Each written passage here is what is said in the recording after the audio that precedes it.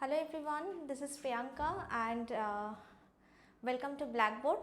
আজকে হচ্ছে আমাদের নেক্সট টপিক যেটা হচ্ছে শের শাহ সুরি, ঠিক আছে। অ্যান্ড শের খান কখন শের শাহ সুরি উপাধি নিল সেটা কিন্তু আমরা আগের ক্লাসে ডিসকাস করে নিয়েছি। তো তোমরা প্রিভিয়াস ক্লাসগুলো একটু করে নিও, ঠিক আছে। তো আজকে আমরা টপিকগুলো কিন্তু খুব তাড়াতাড়ি কভার হচ্ছে এবং তোমরা কিন্তু যদি রিভিশন না দাও তাহলে কিন্তু খুব মুশকিল হবে। অ্যান্ড শের শাহ কিন্তু ভীষণ ভীষণ ইম্পর্টেন্ট এবং সেই অনুযায়ী আমরা পয়েন্টগুলো আজকে তাড়াতাড়ি ডিসকাস করে ফেলবো। আর যারা যারা এই প্রথম ক্লাস দেখছো এটা কিন্তু রিলেট করার জন্য তোমাকে প্রিভিয়াস দুটো ক্লাস হয়ে গেছে সেটা কিন্তু দেখতে হবে, আদারওয়াইজ তুমি কিন্তু রিলেট করতে পারবে না, ঠিক আছে। রিলেট করে হিস্ট্রি পড়লে তবেই কিন্তু মনে থাকবে, আদারওয়াইজ আর কোনো অপশান নেই। আর পরীক্ষা যেহেতু একদম সামনে, আমি খুব তাড়াতাড়ি চেষ্টা করব মুঘলসটা শেষ করে নিয়ে তোমাদের হচ্ছে যাতে এমসিকিউ প্র্যাকটিস করাতে পারি, ঠিক আছে। তো শের শাহ সুরির দেখো টাইম পিরিয়ড দেওয়া আছে 1486 থেকে 1545 এডি পর্যন্ত তার টাইম পিরিয়ড ছিল। এবং আমরা জানি যে তিনি কিভাবে হুমায়ুনকে একদম সিন্ধ পর্যন্ত তিনি হচ্ছে ধাওয়া করেছিলেন এবং তাকে হচ্ছে দেশ ছাড়া করেছিলেন এবং তিনি তারপর সিংহাসনে বসেছিলেন। এবার তোমাদের এটাও আমি আগের ক্লাসে ডিসকাস করেছি যে হুমায়ুনের যদি বাদবাকি ভাইরা হুমায়ুনকে সাহায্য করত তাহলে কিন্তু আজ যেমন যুদ্ধের পরিণতিটা হয়েছিল, দুটো ব্যাটল হয়েছিল আমরা জানি, ব্যাটল অফ চৌসা অ্যান্ড হচ্ছে ব্যাটল অফ কন্নৌজ, ঠিক আছে, যাকে বিলগ্রামও বলা হয়। তো সেই দুটো ব্যাটলেই কিন্তু হুমায়ুন পরাজিত হন এবং তিনি কিন্তু দেশত্যাগ করেন, মানে তার সাম্রাজ্য ছেড়ে তাকে বাইরে চলে যেতে হয় নিয়ার পার্সিয়া, ওকে। তো এবং যেই দেখবে যে কামরান, আমি তোমাদের বলেছিলাম কামরান হচ্ছে হুমায়ুনের ভাই এবং তিনিও যেহেতু সাপোর্ট করেননি, এর পরের পরিণতি তারও খারাপ হয়েছিল। এরপরে কিন্তু আমরা দেখব যে শের শাহ কিন্তু তাকে পরাজিত করেন এবং তার অধিকৃত লাহোর বা এই পাঞ্জাব এরিয়া এই সমস্ত কিছু কিন্তু দখল করে নেয় কে না, মুলতান এরিয়া, এগুলো সব দখল করে নেয় হচ্ছে শের শাহ। চলো শের শাহ তাহলে শুরু করে দিই। একদম ইম্পর্টেন্ট পয়েন্টগুলি আমরা ডিসকাস করব। অ্যান্ড এটা আমরা জানি এটা হচ্ছে টম্ব শের শাহ এবং বিহারে অবস্থিত, ভীষণ ইম্পর্টেন্ট। তো আমি জাস্ট একটু পিকচার তোমাদের মানে পিক্টোগ্রাফির মাধ্যমে মুখস্থ করাবার চেষ্টা করি যাতে তোমাদের একটু মনে থাকে বিষয় জিনিসপত্রগুলো। আর কেন শের শাহ ভীষণ ইম্পর্টেন্ট, কারণ তার অ্যাডমিনিস্ট্রেশন প্রসিডিওর ভীষণ ভীষণ মানে উন্নত ছিল, যেটা হচ্ছে এর পরে গিয়ে আমরা দেখব যে ব্রিটিশরাও হচ্ছে তাকে ফলো করছে। তার মানে বুঝতেই পারছো কতটা উন্নত ছিল। এবং তিনি হচ্ছেন আলাউদ্দিন খলজির চেহারা এবং দাগ সিস্টেম সেটাও কিন্তু তিনি রিভাইভ করেছিলেন, অর্থাৎ তিনি কিন্তু তার মানে অ্যাডমিনিস্ট্রেশন প্রসিডিওরে এটা কিন্তু যোগ করেছিলেন। তার মানে আলাউদ্দিন খলজিও খুব ভালো মানে এটা আবিষ্কার করেছিল যেটা তিনি হচ্ছে ইমিটেট করেছেন, ওকে। তো যাই হোক, শের শাহ সুরি হচ্ছে ফাউন্ডার অফ সুর ডাইনেস্টি। আমরা জানি যে after the battle of Kannauj যখন পরাজিত হলেন এবং হুমায়ুনকে দেশত্যাগ করলেন, তারপর থেকেই হচ্ছে তিনি কি করলেন না মোটামুটি তিনি সুর ডাইনেস্টি স্থাপন করলেন। এবং এই টাইম পিরিয়ডের মধ্যে কিন্তু অনেক কিছু হয়ে গেছে, অর্থাৎ একের পর এক হচ্ছে তার ক্যাম্পেইন চলেছে এবং প্রত্যেকটা ক্যাম্পেইনে তিনি জয়লাভ করেছেন। এবং দেখব ওয়েস্ট থেকে নর্থ অ্যান্ড ইস্টের পোর্শন পুরোটা হচ্ছে তিনি অ্যাকোয়ার করে তার সুর ডাইনেস্টি প্রতিষ্ঠা করেছিলেন, ওকে। তো দেখো তিনি আমরা ফার্স্ট যদি আমরা দেখি তাহলে আমরা কিন্তু ফার্স্ট আফগান এম্পায়ার, এর আগে দিল্লি সালতানাতে পড়ে এসেছি। তো তোমরা যারা দিল্লি সালতানাতে ক্লাস করেছো তারা কিন্তু আমাকে কমেন্ট করো যে ফার্স্ট আফগান এম্পায়ার কি ছিল। তো মুঘলসে আমরা কিন্তু সেকেন্ড আফগান এম্পায়ার পেলাম, যেটা হচ্ছে শের শাহ সুরির দ্বারা স্থাপন করা হয়েছিল। এবার দেখো প্রথম জীবনে শের শাহ কিন্তু এই আফগান রুলার মানে ইস্টের পোর্শনে যিনি ছিলেন তার অন্তর্গতই হচ্ছে তিনি কাজ করতেন, তার বাবা এবং তিনিও, ঠিক আছে। তারপর আস্তে আস্তে তিনি অ্যাডমিনিস্ট্রেশন এ আসেন কি করে, বা তার আগে তিনি কমান্ডার হিসাবে কাজ করতেন, অর্থাৎ মিলিটারির দায়িত্ব বা সৈন্যদের দায়িত্ব তার হাতে ছিল এবং সেখান থেকে তিনি কিন্তু নিজেকে খুব দক্ষ প্রমাণ করেন এবং তারপরে নিজেই আফগান রুলারকে পরাজিত করেন এবং তার স্থান কিন্তু তিনি দখল করেন। তার মানে বুঝতেই পারছো বেশ ভালো রকম তিনি শক্তিশালী ছিলেন। তো রিয়েল নেম যদি আমরা দেখি তাহলে তার রিয়েল নেম এটা পরীক্ষায় আসতে পারে, সেটা হচ্ছে ফরিদ খান। এটা মনে রাখতে হবে আমাদের, ফাদার নেম দেখো আমি দিয়ে দিয়েছি হাসান খান, যিনি হচ্ছেন জায়গিরদার হিসাবে, যেটা তোমাদের বললাম সাসারাম, যেটা বিহারে অবস্থিত।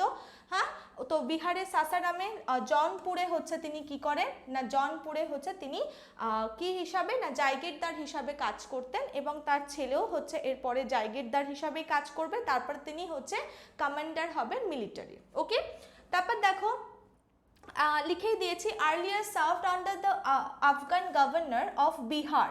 তো আমরা জানি, এবং বিহারের সেই গভর্নরের নাম কি ছিল না বাহার খান লোহানি। ঠিক আছে, এই নামটা আমাদের মনে রাখতে হবে, বিকজ এই বাহার খান লোহানি পরবর্তী সময়ে গিয়ে তার নামকরণ করবে হচ্ছে শের শাহ সুরি, কারণ এটার পিছনে একটা স্টোরি আছে যে মনে করা হয় যে বাঘের সাথে তার লড়াই হয়েছিল এবং তিনি একটা মাত্র ছুরির মাধ্যমে তিনি হচ্ছেন বাঘকে পরাজিত করেন, যে কারণে তার এই ব্রেভারির জন্য তাকে নামকরণ করা হয় মানে বাহার খানের দ্বারা, সেটা হচ্ছে শের শাহ সুরি, ঠিক মানে শের খান। ওকে, এরপরে তিনি শের শাহ সুরি উপাধি নেন যখন তিনি হুমায়ুনকে পরাজিত করেন। এই দুটো জিনিস আমাদের মাথায় রাখতে হবে। দেখো আমি লিখেও দিয়েছি Bahar Khan gave him the title Sher Khan for his bravery. এবার কি ব্রেভারি সেটা আমি তোমাদের মেনশন করে দিলাম, এখানে ইম্পর্টেন্ট পয়েন্টগুলোই আছে। আর অ্যান্ড আমি যখন তোমাদের পিডিএফ প্রোভাইড করব এরকম ইম্পর্টেন্ট পয়েন্টসগুলোই লেখা থাকবে, বেশি ডেসক্রিপশন দেখো আমি তোমাদের বুঝিয়ে দিচ্ছি, আর বাকিটা যদি তোমাদের আরও ডিটেলসে পড়তে হয় তখন তোমরা একটা বই ফলো করে নিতে পারবে।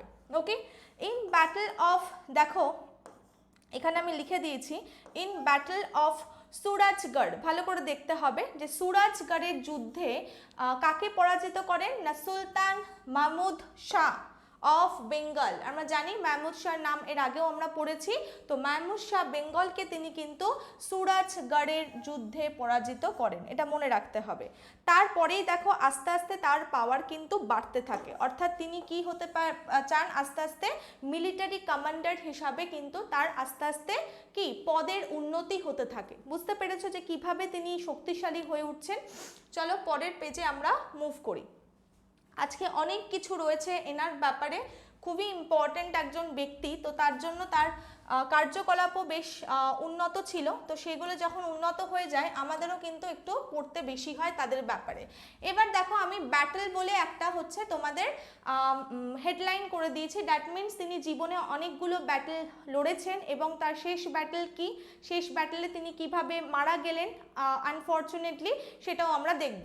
তো দেখো যদি আমরা দেখি ব্যাটল অফ চৌসা, আমি যেটা তোমাদের বলে দিয়েছিলাম হুমায়ুন পড়ার সময়, হুমায়ুনকে কিন্তু ফার্স্ট ব্যাটল অফ চৌসাতে তিনি পরাজিত করেন 1539-এ। ওকে, তারপরে হচ্ছে আমরা ব্যাটল অফ বিলগ্রাম দেখব বা কন্নৌজ নামেও যেটা পরিচিত, সেটা হচ্ছে 1540-এ। এটাতেও হুমায়ুন পরাজিত হন, বিকজ আমি আগেও বলে দিয়েছিলাম রিলেট করে পড়বে, ভাইদের তরফ থেকে তিনি কোনো রকম সাহায্য পাননি, তো সৈন্যর সংখ্যা যেহেতু তার কাছে কম ছিল সেই কারণে তিনি হচ্ছেন পরাজিত হন এবং দেশ ছেড়ে তাকে চলে যেতে হয়।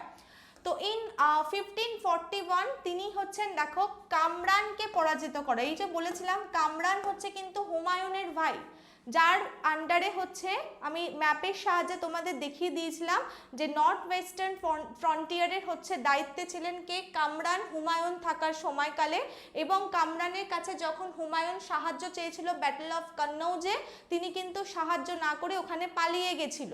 তো দেখো তার ফল কিন্তু দুর্বিষহ হলো, কারণ ঠিক তার পরের বছর কামরানকেই কিন্তু শের শাহ বা শের খান হচ্ছে পরাজিত করে। দুটোই একই ব্যক্তির নাম, তাই বারবার দুটো রিপিট করে বলবো যাতে তোমরা রিলেট করতে পারো। এনিওয়ে, তো তিনি হচ্ছেন কামরানকে যুদ্ধে পরাজিত করেন 1541-এ। অ্যান্ড কি তার আন্ডারে যা যা ছিল পাঞ্জাব তিনি দখল করে নেন। এরপরে দেখব মালওয়া অফ চান্দেরি, আমরা চান্দেরির নাম পড়েছিলাম এর আগে, মেদিনী রায়ের নাম, আই হোপ তোমরা একটু রিলেট করতে পারছো। তো সেই মালওয়াও কিন্তু ক্যাপচার করে নেন 1542-এ, আমি লিখে দিয়েছি দেখো, এগুলো জাস্ট একটু মনে রাখতে হবে যে কখন তিনি কি ক্যাপচার করেন, সব কিছু পরপর বছরে হচ্ছে, তো সুতরাং খুব একটা অসুবিধা হবে না, বিকজ তিনি যখন 86-এ একেবারে পাকাপাকিভাবে বসছেন, তার মানে হচ্ছে তার আগে তার অনেক যুদ্ধ জীবনে হয়েছে এবং তারপরেও তিনি যুদ্ধ করে গেছেন। ঠিক আছে, তো 1486-এর মানে এরপরে জেনারেলি আমরা কি দেখব যে তিনি মানে যতদিন রাজত্ব করেছেন, ঠিক আছে, ততদিন হচ্ছে তাকে যুদ্ধই করে যেতে হয়েছে, অর্থাৎ তিনি যুদ্ধ করেছেন, ঠিক আছে। 1545 পর্যন্ত, অর্থাৎ তার মৃত্যুর আগে পর্যন্ত কিন্তু তিনি যুদ্ধ করে গেছেন বা চালিয়ে গেছেন। এনিওয়ে, তো যাই হোক, এবার দেখব রাজস্থান। রাজস্থানও কিন্তু তিনি ক্যাপচার করে নেন, অর্থাৎ জীবনের অর্ধেকটা সময় কিন্তু তিনি যুদ্ধই করে চলেছেন। দেখো রাজস্থান কিভাবে তিনি অনেকটা এরিয়া, যেমন রাজস্থানে কি কি কনকোয়েস্ট করেন হচ্ছে রাজস্থানের রণথম্বর। রণথম্বরের আমি তোমাকে সাল দিয়ে দিয়েছি 1542-এ, ঠিক আছে। এরপরে হচ্ছে দেখো মারওয়াড় হচ্ছে ক্যাপচার করেন 1542, ইন দ্য সেম ইয়ার তিনি হচ্ছেন মারওয়াড়ও হচ্ছে ক্যাপচার করেন। তারপর দেখো চিত্তোর হচ্ছে 1544, রাইসিন হচ্ছে 1543, ওকে, এটা 43, হ্যাঁ, এই দেখো 43। এবং আরও অনেক প্লেস যেমন আজমের, যোধপুর, বিকানের, এগুলো সমস্ত কিছু হচ্ছে রাজস্থানের অনেকটা এরিয়া তিনি হচ্ছে নিজের মধ্যে, মানে নিজের টেরিটরির মধ্যে ইনক্লুড করে নেন, ঠিক আছে। আর এখানে আমরা মালদেবের নাম পাবো। মালদেও কিন্তু ভীষণ ইম্পর্টেন্ট। আজমেরের যে যুদ্ধটা হয়েছিল সেটা কিন্তু মালদেবের সাথে হয়েছিল। যদি রাজস্থানের যদি তোমরা হিস্ট্রি ইন্টারেস্টেড থাকো পড়তে, তো মালদেও সম্পর্কে আমি কোনো একটা সময় তোমাদের ডিসকাস করে দেবো, বিকজ ইনি কিন্তু ভীষণ একটা ইম্পর্টেন্ট ক্যারেক্টার ছিল। এই ব্যাপারে কোনো এক সময় তোমাদের ডিসকাস আমি অবশ্যই করব। So he defeated Maldeo in the famous battle, যেটাকে বলা হয় সামেল, ঠিক আছে, এই জিনিসটা মনে রাখতে হবে, সামেল, এবং যেটা আজমেরের কাছাকাছি হয়েছিল ইন দ্য ইয়ার অফ 1544।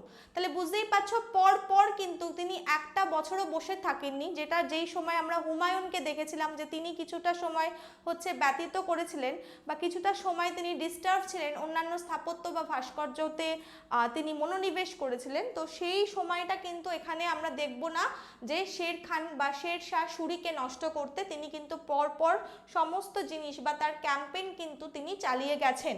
ওকে, বুঝতে পেরেছো? তার জন্যই কিন্তু দেখো ওয়েস্ট থেকে একদম হচ্ছে ইস্ট পর্যন্ত, মানে নর্থের অনেকটা জায়গা কিন্তু তিনি প্রায় ক্যাপচার করে নিয়েছিলেন। তাহলে দেখো তিনি কিন্তু বাদবাকি সেই সময়কালে যে আফগান যে রেভিলিয়ন হয়েছিল, কারণ দেখো হঠাৎ করে তুমি হচ্ছে সেখানকার আফগান গভর্নরকে সরিয়ে তুমি যখন নিজের অধীনে সমস্ত সাম্রাজ্য নিয়ে নিচ্ছ, তো বাকি আফগান নোবেলসদেরও হচ্ছে কিছুটা কি করতে হবে, তারা রেভিলিয়াস হয়ে উঠবে, এবং সেটাও কিন্তু তিনি দমন করেছিলেন কোথাকার না, বেঙ্গলেরও, ঠিক আছে, বুঝতে পারলে। অ্যান্ড দেখো 1545 এডিতে তিনি এই সমস্ত জিনিসগুলো করে তারপর তিনি সুপ্রিম রুলার হিসাবে কিন্তু একদম সিন্ধ, পাঞ্জাব, বুঝতে পারছো, কারণ ওখানে কামরানকে তিনি পরাজিত করেছিলেন। তো কোথা থেকে তার এরিয়া হচ্ছে দেখো সিন্ধ, পাঞ্জাব হচ্ছে তার আন্ডারে চলে এলো। ইভেন হোল রাজপুতানা, যা যা জায়গা দেখছি সেখানে রাজপুতানা এরিয়া আমরা জানি তার আন্ডারে পড়ছে। So whole Rajputana in the west and Bengal হচ্ছে ইন দ্য ইস্ট। তাহলে বুঝতে পারলে কতটা হচ্ছে তার এরিয়া এক্সপ্যানশন হয়েছিল, এবং তিনি অনেক জায়গা কিন্তু কনভার্ট করেছিলেন তার সাম্রাজ্যের অধীনে এনে তিনি সুপ্রিম একটা রুলার হিসাবে নিজেকে স্থাপন করে নিয়েছিলেন ইন দ্য ইয়ার অফ 1545 এর মধ্যে।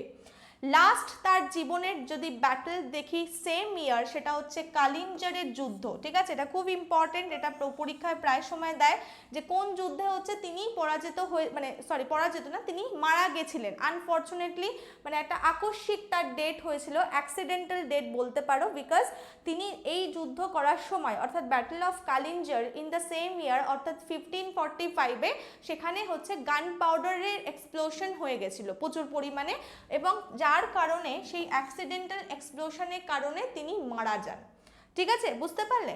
তো এই হচ্ছে তার জীবনের যতগুলো যুদ্ধ আমি এখানে কিন্তু মেনশন করে দিয়েছি। এই ইম্পর্টেন্ট যুদ্ধগুলো তোমাদের একটু মনে রাখতে হবে, যাতে করে তোমরা রিলেট করতে পারো যে কামরানকে পরাজিত করা মানে পাঞ্জাবের ওই পোর্শন থেকে, লাহোরের ওই পোর্শন থেকে, তারপর রাজপুতানা ওয়েস্টে চলে আসছি, তারপরে আবার ইস্টের বেঙ্গল, মানে অনেকটা এরিয়া হচ্ছে তিনি ক্যাপচার করে নিয়েছিলেন ইনক্লুডিং আগ্রা। ওকে, কারণ হুমায়ুন সেখানে ছিল না।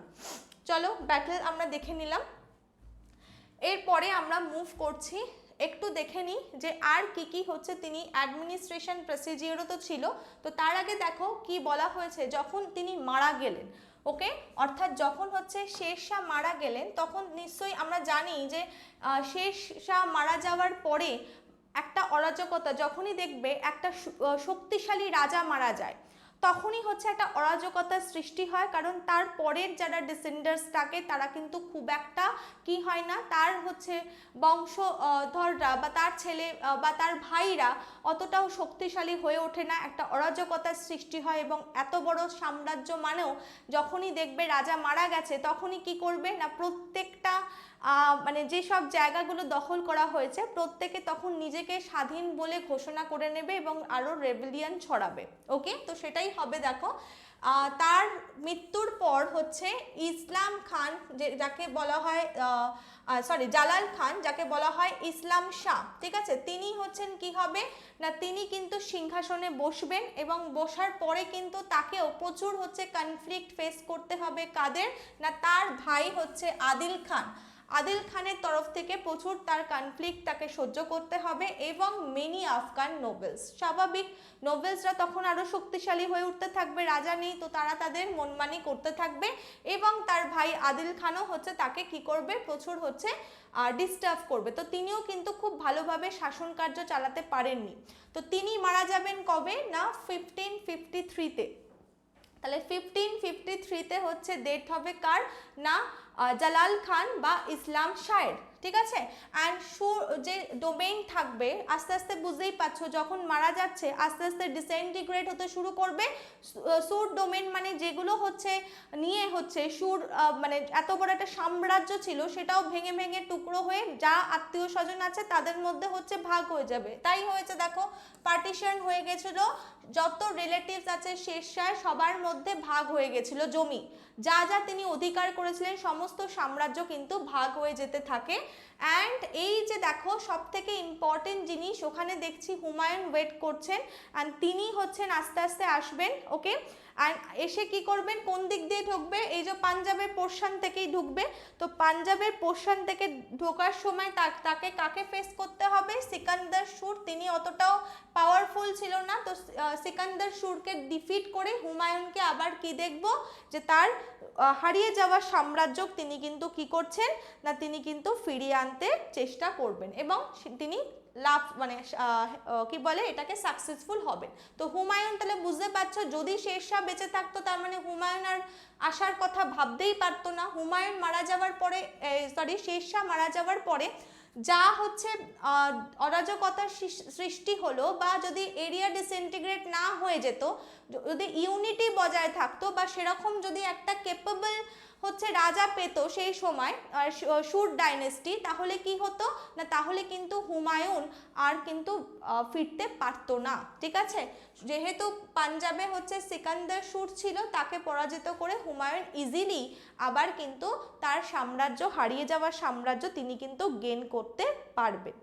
ঠিক আছে, বোঝা গেল? আই হোপ আমরা মোটামুটি বুঝে নিলাম যে মোটামুটি তার লাস্ট ব্যাটল হচ্ছে আমাদের সবসময় মনে রাখতে হবে 1545-এর, যেটা হচ্ছে কালিঞ্জার। অ্যান্ড সেখানে কিন্তু খুব আনফর্চুনেটলি তিনি মারা যান, ঠিক আছে, গান পাউডার এক্সপ্লোশনের ফলে। অ্যান্ড তার দরুনই কিন্তু হুমায়ুনের কাছে একটা রাস্তাও খুলে যায়। ওকে, তো দেখো এবার অ্যাডমিনিস্ট্রেশন ভীষণ ইম্পর্টেন্ট, ভীষণ ভীষণ সেন্ট্রালাইজড অ্যাডমিনিস্ট্রেশন ছিল, বিকজ শেরশাহ খুব ভালো মতোই জানতো যদি তোমার ডিসেন্ট্রালাইজড হয় তাহলে কি হবে, তাহলে কিন্তু রাজা হচ্ছে শক্তিহীন হয়ে পড়ে। যত সেন্ট্রালাইজড হবে অ্যাডমিনিস্ট্রেশন পাওয়ার ততটা কিন্তু রাজার কাছে বেশি ন্যস্ত থাকবে, সেই ব্যাপারে কিন্তু তার ভীষণ দক্ষতা ছিল এবং খুব ভালো একটা অ্যাডমিনিস্ট্রেশন প্রসিজিওর তিনি ফলো করতেন এবং প্রচুর হচ্ছে তার আন্ডারে ডিভিশন থাকতো, অনেক অফিসার থাকতো, তারা হচ্ছে এই জিনিসগুলো ওপর দায়িত্ব তাদের ওপর ন্যস্ত থাকতো। এবার দেখি চলো কি ডিভিশন ছিল। তো তার যে টোটাল এম্পায়ার ছিল বা তার টোটাল যে টেরিটরি ছিল সেটাকে টোটাল কটা ভাগে ভাগ করা হয়েছে দেখো, দ্য এম্পায়ার ডিভাইডেড ইন্টু 47 হচ্ছে সার্কাস, ঠিক আছে। তো 47 হচ্ছে সরকারসে ভাগ করা থাকতো, সরকার বলা হয় সব থেকে উঁচু যে ইউনিট, ঠিক আছে, টেরিটরি ডিভিশনে উঁচু ইউনিট আমাদের মনে রাখতে হবে, তার সময়কালে সরকার ছিল এবং সেটা 47টা ছিল, এবং প্রত্যেকটা সরকার দেখার জন্য দুটো ইনচার্জ অফিসার মোতায়েন করা থাকতো। ঠিক আছে, তো কি কি ইনচার্জ অফিসার দেখো, ফার্স্ট হচ্ছে আমরা পাবো চিফ শিকদার। তো চিফ যে শিকদার থাকতো, শিকদারের কাছে ল অ্যান্ড অর্ডার থাকতো। বোঝা গেল, ল অ্যান্ড অর্ডার কার হাতে থাকতো? চিফ শিকদারের কাছে। নাম্বার 2 কে থাকবে? নাম্বার 2 থাকবে চিফ মুন্সিফ। মুন্সিফ মানে সে হচ্ছে জাজ। এখন যে প্রধানমন্ত্রী যে এখন যে প্রধান আমাদের বিচারপতি, তো সেরকম হচ্ছে জাজের ভূমিকা পালন করতো চিফ মুন্সিফ। ওকে, নাম্বার 2 দেখো, each sarkar was divided into several parganas. তাহলে এবার এর পরের ছোট ইউনিটটা কি? সরকারের ছোট ইউনিট হচ্ছে পরগনা। তাহলে অনেকগুলো পরগনায় কিন্তু ভাগ করা থাকতো। সেভারাল লেখা আছে অনেকগুলো, এখানে কিন্তু অ্যাকচুয়াল কটা পরগনাস ছিল সেটা মেনশন করা নেই। এবার এই প্রত্যেকটা পরগনার মধ্যে দায়িত্ব অনেকগুলো অফিসারের হাতে ন্যস্ত থাকতো। কি কি অফিসার থাকতো দেখো, একটা হচ্ছে শিকদার, এটা গুলিও না। যখন হচ্ছে আমরা সরকার দেখছি, তো সেখানে আমরা চিফ শিকদার পাচ্ছি যার কাছে ল অ্যান্ড অর্ডার থাকছে, কিন্তু পরগনার যে শিকদার তার কাছে কিন্তু মিলিটারির হচ্ছে অফিসার সে। ঠিক আছে, দুটো কিন্তু নাম একই, কিন্তু গোলালে চলবে না, দুটো কিন্তু আলাদা আলাদা পদ, নামটা একই।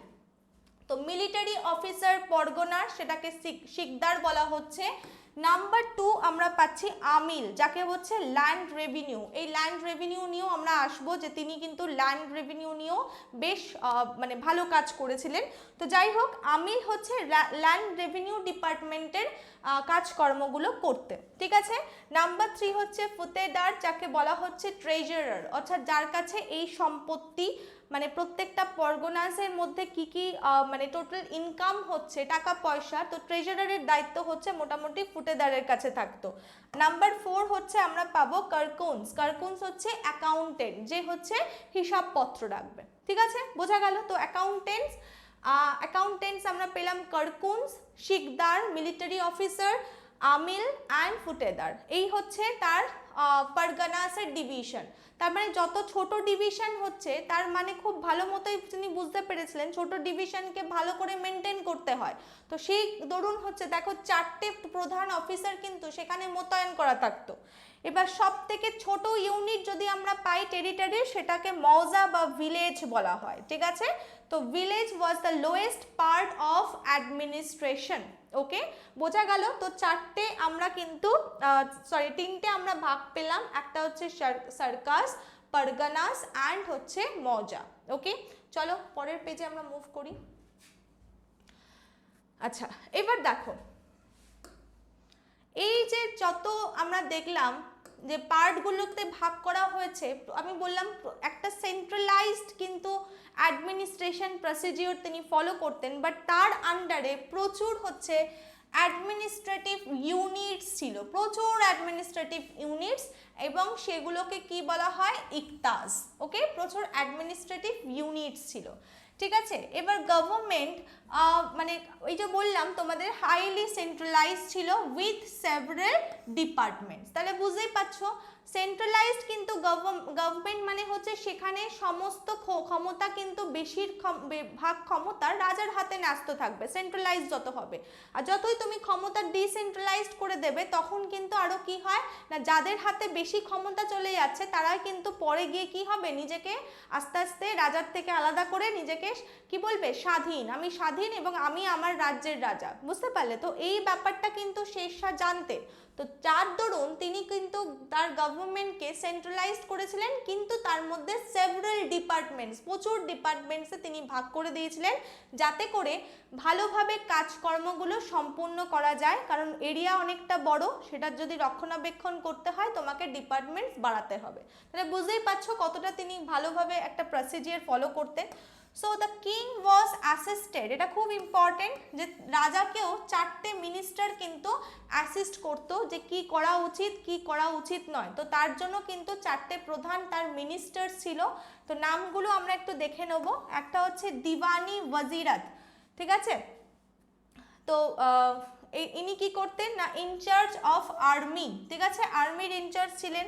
দিবানি হচ্ছে রাসালাত। রাসালাত কি করতো না foreign administrator, sorry foreign minister, okay. And দিবানি হচ্ছে ইনশা, যিনি কি করতেন মিনিস্টার অফ কমিউনিকেশন। তাহলে বুঝতে পারছো এরা টোটাল কি করতো না এরা মোটামুটি মানে রাজাকে কি করতো না রাজাকে হচ্ছে অ্যাসিস্ট করতো, ঠিক আছে। কিংকে কি করতো না কিংকে হচ্ছে তিনি অ্যাসিস্ট করতো। বোঝা গেল। দিবানি ওয়াজিরাত দিয়েছি, ঠিক আছে। দিবানি হচ্ছে দিবানি আরটা কি বাদ গেছে, in charge of army. In charge of army হচ্ছে তোমার দিবানি আরিজ হবে, ঠিক আছে। এটা একটু আরিজ করে নাও, আরিজ, ঠিক আছে। দিবানি আরিজ, একটু একটু এটা মিস্টেক হয়েছে, তোমরা একটু রেকটিফাই করে নিও। দিবানি আরিজ হচ্ছে ইনচার্জ অফ আর্মি, ঠিক আছে। আর দিবানি হচ্ছে যেটা হচ্ছে ওয়াজিরাত, যেটা আমরা বললাম, তো ওয়াজিরাত হচ্ছে ওয়াজির যারা ছিল, ঠিক আছে। ওয়াজিরকে বলা হচ্ছে দিবানি ওয়াজিরাত। নামের সাথে একটু মিল আছে তার জন্যই বুঝতে পারলাম। দিবানি কি হবে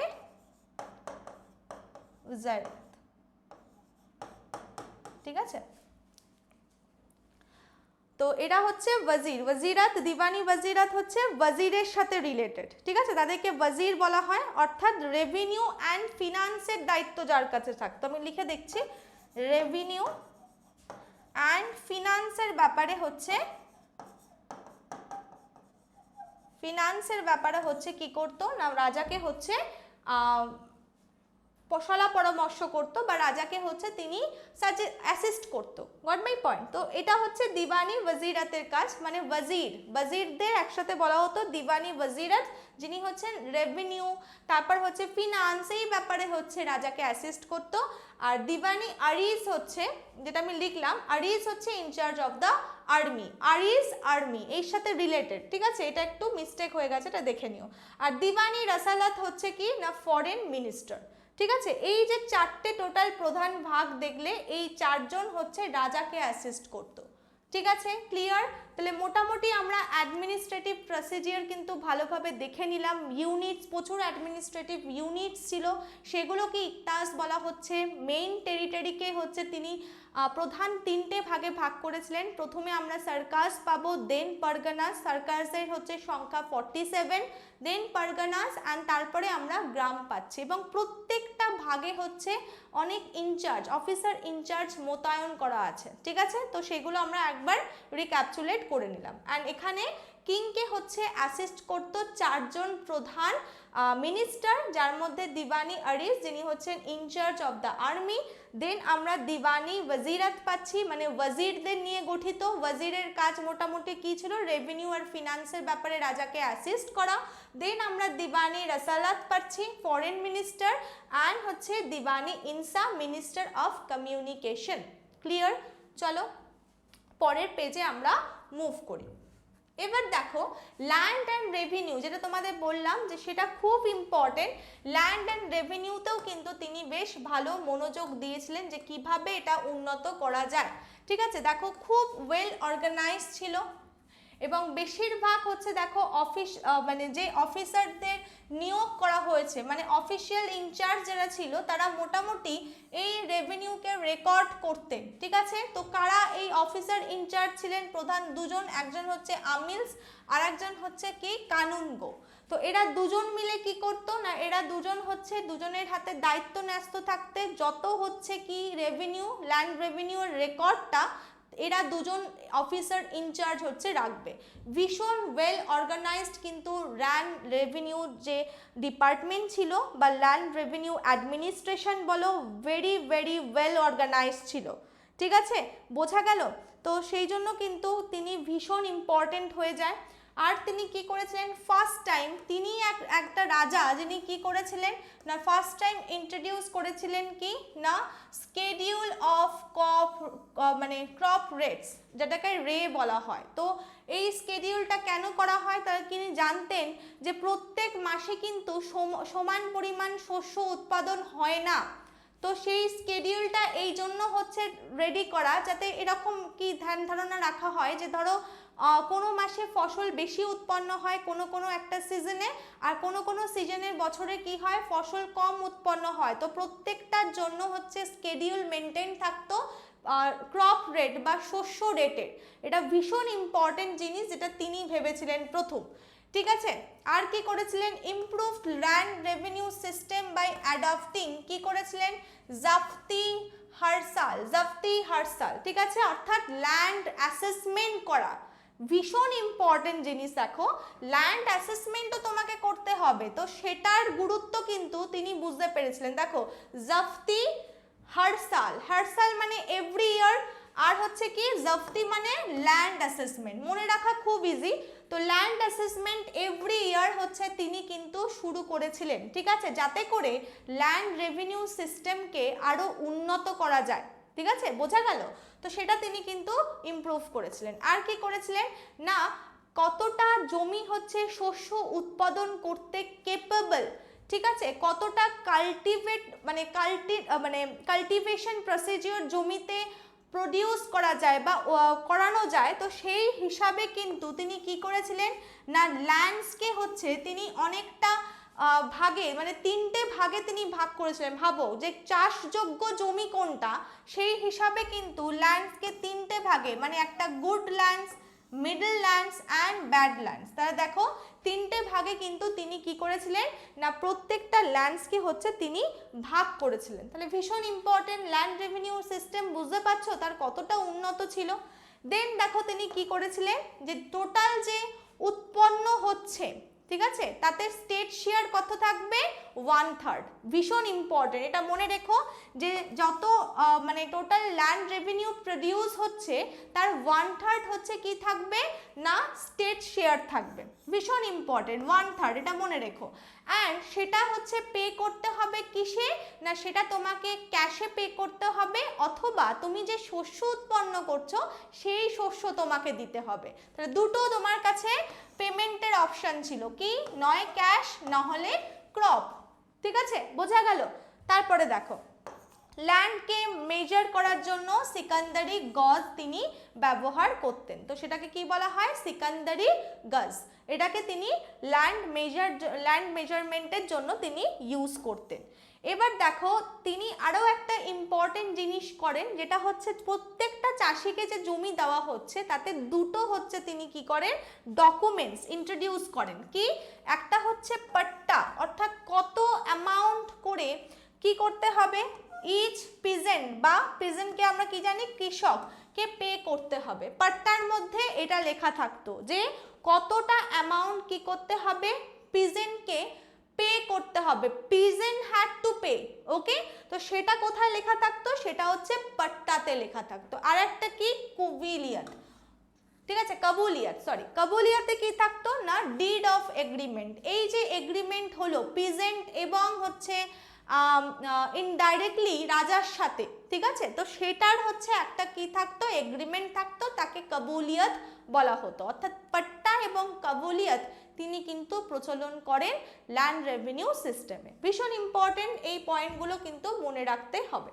ঠিক আছে, চলো আমরা ল্যান্ড রেভিনিউ সিস্টেম দেখে নিলাম, ভীষণ একটা ইম্পর্টেন্ট ল্যান্ড রেভিনিউ সিস্টেম, ভীষণ উন্নত পরিমাণ।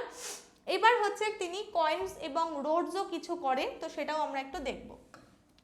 চলো কয়েনে চলে এলাম আমরা। প্রত্যেকটা আমি ভাগ করে করে তোমাদের দেখিয়ে দিয়েছি, এইগুলোই আমাদের মনে রাখতে হবে। কি কি কয়েন্স দেখো, তিনি ফার্স্ট হচ্ছে একটা কপার কয়েন হচ্ছে তিনি প্রথম প্রচলন করেন এবং সেটাকে বলা হয় দাম। ওকে, সেটাকে কি বলা হয়, দাম। এবং এইটার সার্কুলেশন মানে এটা তখনও চলতো, কতদিন পর্যন্ত চলেছে দেখো, টিল 1835। বুঝতে পারছো কতদিন পর্যন্ত এই কপার কয়েনের প্রচলন ছিল, অর্থাৎ সার্কুলেশন হয়েছে টিল 1835 এডি পর্যন্ত।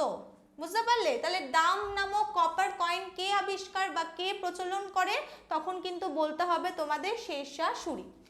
ফার্স্ট তিনি ইন্ট্রোডিউস করেন সিলভার রুপিয়া, ঠিক আছে, তো সিলভার রুপিয়া কে ইন্ট্রোডিউস করেন না, তিনি শেরশাহ সুরি। এবং এই সিলভার রুপিয়ার হচ্ছে যদি তুমি মানে টোটাল মানে ভ্যালু তুমি বলো, তাহলে ভ্যালু হচ্ছে একটা সিলভার রুপাইয়া ইকুয়ালস টু 64 দাম। ঠিক আছে, এটা মনে রাখতে হবে। একটা সিলভার রুপাইয়ার মূল্য কত? মূল্য হচ্ছে এতগুলো দামের সমান, মানে কপার কয়েনের সমান, সেটা হচ্ছে 64। ওকে, দেন হচ্ছে আমরা কি পাবো না গোল্ড কয়েন, যেটাকে বলা হয় আশরাফি আর মোহর, আমরা জানি মোহর বলা হতো। তো এই দুটো জিনিস কিন্তু তোমাদের মনে রাখতে হবে। এই দুটো জিনিস বা দুটো কয়েন্স তিনি একটা হচ্ছে দাম, একটা হচ্ছে সিলভার রুপাইয়া এবং হচ্ছে গোল্ড কয়েন্স হচ্ছে তিনি আবিষ্কার করেন। ঠিক আছে, ক্লিয়ার? চলো, তো দুটো জিনিস কিন্তু আমরা দেখে নিলাম। এরপরে আমরা যাব কি না রোডের দিকে একটু কনসেন্ট্রেট করব। দেখো, তিনি চারটে ইম্পর্টেন্ট হাইওয়েজ কিন্তু বা হাইওয়ে যেটাকে বলা হয়, এই চারটে প্রধান হাইওয়ের নামের সাথে তার নাম পাবো। প্রথমটা কি? প্রথমটা দেখো হচ্ছে সোনারগাঁও। সোনারগাঁও থেকে সিন্ধ পর্যন্ত। তো সোনারগাঁও থেকে সিন্ধ পর্যন্ত আমরা এর আগেও কিন্তু দি গ্র্যান্ড ট্যাঙ্ক রোডের নাম পেয়েছি বাই অশোকা অবভিয়াসলি, অ্যান্ড তিনি সেটা রিস্টোর করেন, এটা মনে রাখবে। তিনি কিন্তু এই যে পুরনো আমরা দি গ্রেট গ্র্যান্ড ট্যাঙ্ক রোড জানি, ঠিক আছে, বাই অশোকা অবভিয়াসলি, অ্যান্ড এই ওল্ড ইম্পেরিয়াল রোডটাকে তিনি কি করেন?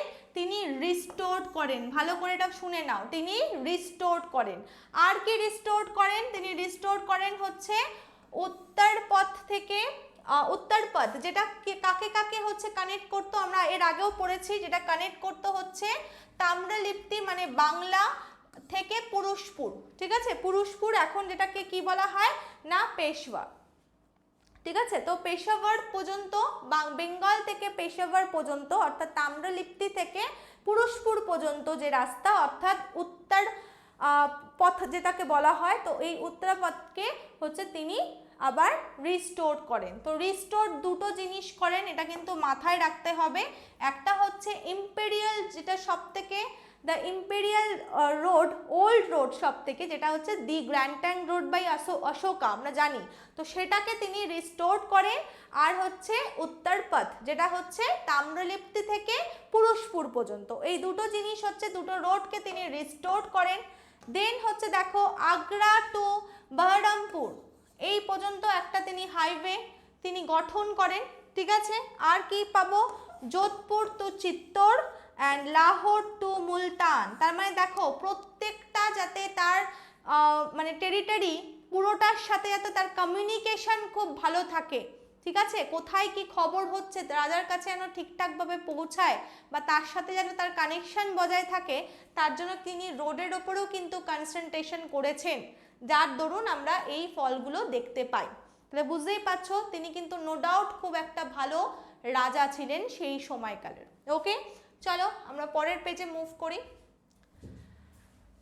দেখো, এছাড়াও শুধু রোড আবিষ্কার করে কিন্তু তিনি থেমে থাকেননি, অর্থাৎ রোড দিয়ে তো যাতায়াত করবে সাধারণ মানে জনসাধারণ থেকে, তখনকার দিনে পর্যটকরাও আমাদের ইন্ডিয়াতে আসতো বা ব্যবসা বাণিজ্য সূত্র অনেকের সাথে আমাদের কি হতো মানে দেখা সাক্ষাৎ হতো, বা অনেক পর্যটক বা থেকে বাইরের জগতের লোকজনও আমাদের দেশে আসতো।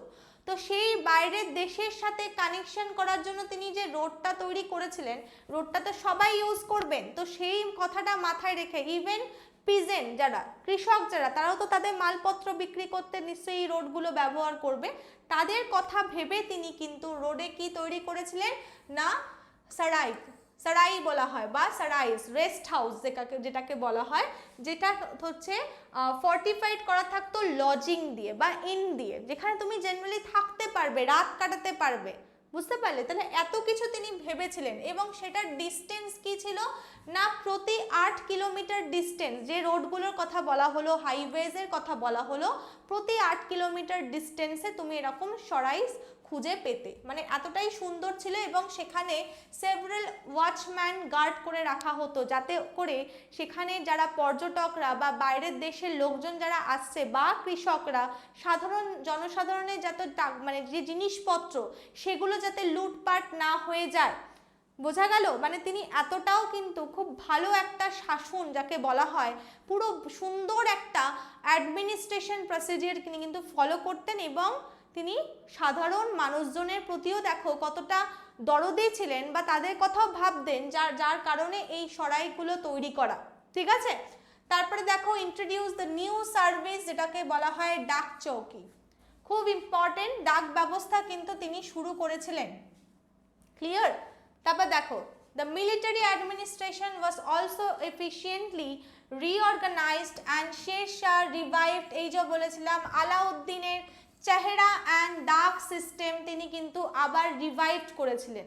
অর্থাৎ চেহারা এবং ডাক সিস্টেম আলাউদ্দিন কেন তৈরি করেছিল সেটা আমি তোমাদের দিল্লি সালতানাতে পড়িয়েছিলাম, এবং তিনি কিন্তু সেটার গুরুত্বটা বোঝেন এবং মিলিটারি অ্যাডমিনিস্ট্রেশনকে আরও ভালো করার জন্য, রিঅর্গানাইজড করার জন্য চেহারা এবং ডাক সিস্টেম আলাউদ্দিনের আবার তিনি রিভাইভ করেন। ওকে, অ্যান্ড তিনি কি করেন, নিজের পার্সোনাল কিন্তু ফোর্স ছিল যেটাকে বলা হতো খালসা কেল, অর্থাৎ নিজের মানে বডিগার্ড হিসাবে বলা যায়, ওয়ান টাইপ অফ বডিগার্ড। তো সেই হিসাবেও কিন্তু তিনি সৈন্য রাখতেন তার কাছে, যেটাকে আমরা খালসা কেল বলে থাকি। ঠিক আছে, চল এবার একটু আমরা দেখে নিই art and architecture. He was a very learned person, তিনিও কিন্তু লার্নেড পারসন ছিলেন একজন।